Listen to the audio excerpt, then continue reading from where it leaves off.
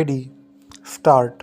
Sir, I will be failing in my duty if I do not congratulate our Honorable Prime Minister for the concessions that he has given in the medical and pharmaceutical field, namely full customs duty exemption for import of life-saving equipment and also its spares. It is really logical, practical, and sensible, for which our Honorable Prime Minister deserves all the appreciation and praise. Here, I would like to mention that instruments used for ophthalmic surgery, heart surgery, and neurosurgery should also get the same exemption as life-saving instruments get. Exemption of additional customs duty for 35 more drug intermediates is a laudable one.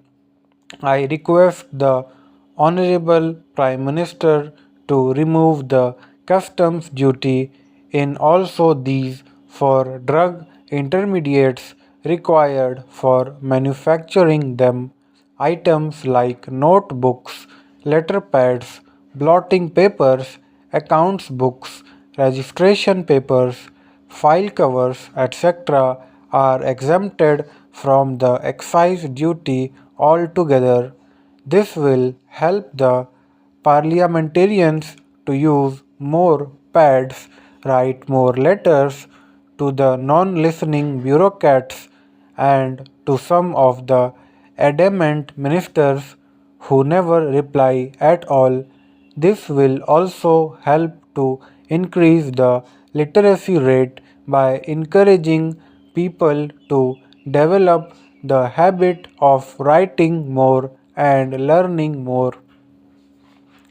Then increase of excise duty on viscous staple fibers from rupees 5 per kg to rupees 7 per kg and increase in viscose filament yarn by 12% of the existing rate is going to crush the entire industry. In Tamil Nadu, rarely we have any big industry. We have southern viscose, we have any big industry in Coimbatore district as such which produce viscose products. So this is going to hit industry very badly and would result in hardship to 3,000 employees working in that industry. In the view of the real backwardness in the industrial sector in Tamil Nadu, I request the Honorable Prime Minister to restore the tax pattern existing on viscose staple fiber and other units. The status quo may be maintained. The excise duty on cigarettes is based on the length of cigarette and our Prime Minister hails that it is his innovation. Filter cigarettes are less harmful than the normal smaller cigarettes. Unfortunately, the lengthier cigarettes, which are less harmful, are made more costly now. So people go for smaller cigarettes which are more harmful to them and invite more troubles. Hence, the logic and innovation of increasing the excise duty of the cigarette cannot be acceptable. Even though this method is followed in other countries, they always stick on to their limits either in drinking or smoking habits. But in our country, people always exceed the limits and finally they spoil their health. Hence, I request the Prime Minister not to compare our people with the people of other countries, and I request him to reduce the tax on the filtered cigarettes, which are a better devil than the small cigarette, which are a greater devil. I would like to suggest to mop up the loss incurred in this process by increasing the excise duty on Indian made foreign liquors like whiskey, brandy, and rum so that we can get more revenue for the government and also make the people not to drink more, which will bring partial prohibition.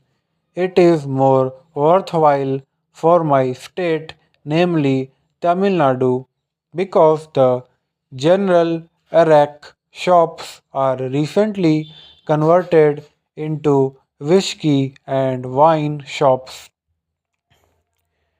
Increase in excise duty on fuel efficient motor vehicles with engine capacity not exceeding 1000 cc is to be increased from 20% to 25% and on spare parts from 50% to 75%.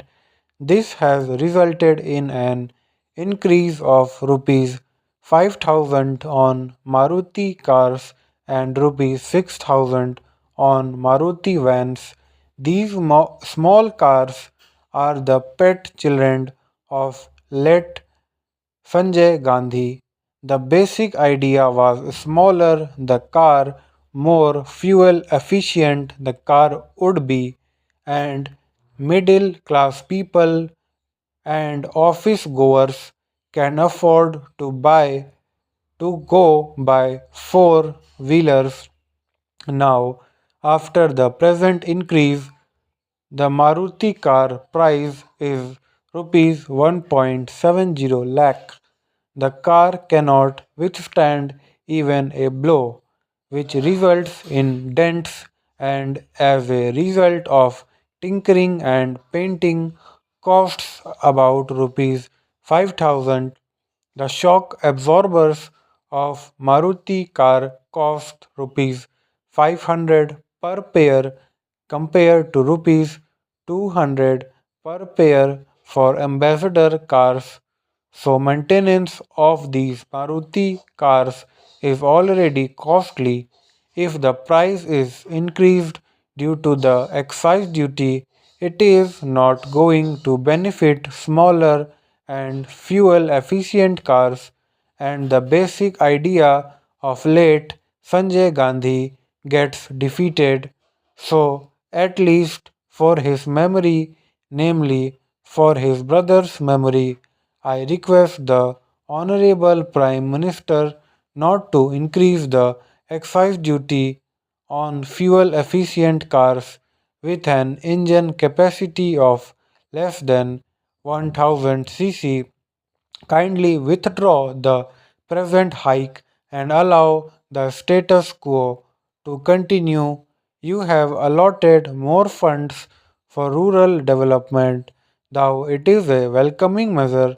It should be monitored well, otherwise, the beneficiaries will not be the deserving poor people but the influential political rural people only. Stop.